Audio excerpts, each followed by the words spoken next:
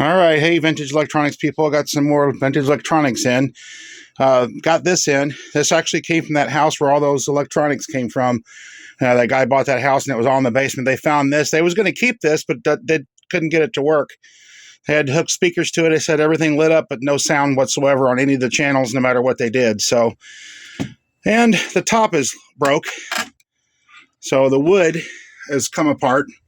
Gonna have to glue that back on with some wood glue, looks like. So this thing looks like it'd been dropped, but it was in a basement.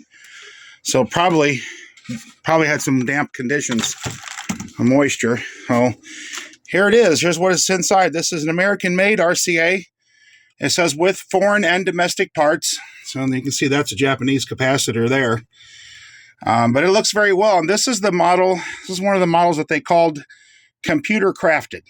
They had a console stereo model as well, and it would advertise on the front that it's computer crafted. And what they mean by that is it's got a lot of these couplets.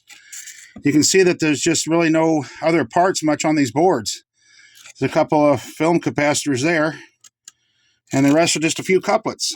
There's nothing else on the preamp board there. And the amplifier, not really a whole lot there going on either. So these are also little integrated circuits, these black right here. Yeah, those are integrated circuits. So the preamp transistors are going to be inside there. They might be an IC in there. And of course, there's your speaker coupling capacitors, whatnot. And you've got some fusible resistors on the output transistors, which are germanium.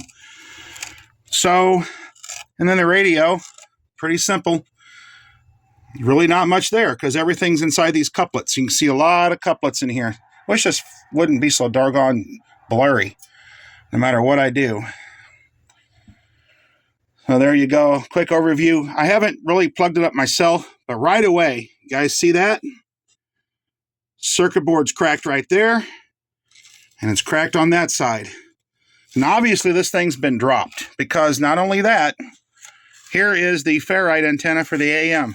It's laying in the bottom of the stereo. It's completely broke away from that, and the wires are broke off. So obviously, even if it did work, the AM is not going to do anything. So we got to get that back on there. I'm going to have to pull a schematic to find out where the connection, which wires go to what connection here. It'll be pretty easy to fix, but nonetheless. So I'm going to have to go through this thing thoroughly because obviously, yeah, it's been dropped. And probably want to clean all the pots, you know, and connections, whatnot. So, and these can get dirty. They can get bad connections. So these plug into these circuit boards here.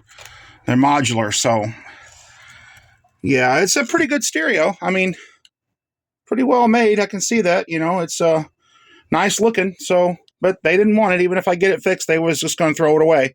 So they brought it to me with the rest. It was part of that electronic lot. So I'll see. I'll do another video. I'll do another video on this when I get it up and working. It's just too cold in the shop right now. It's like in the 20s, and it's going to be down in the single digits in the next couple of days. So it's going to be on hold for a little while. But we'll get back to it. Again, vintage, early 70s, RCA, stereo receiver. Thanks for watching, guys.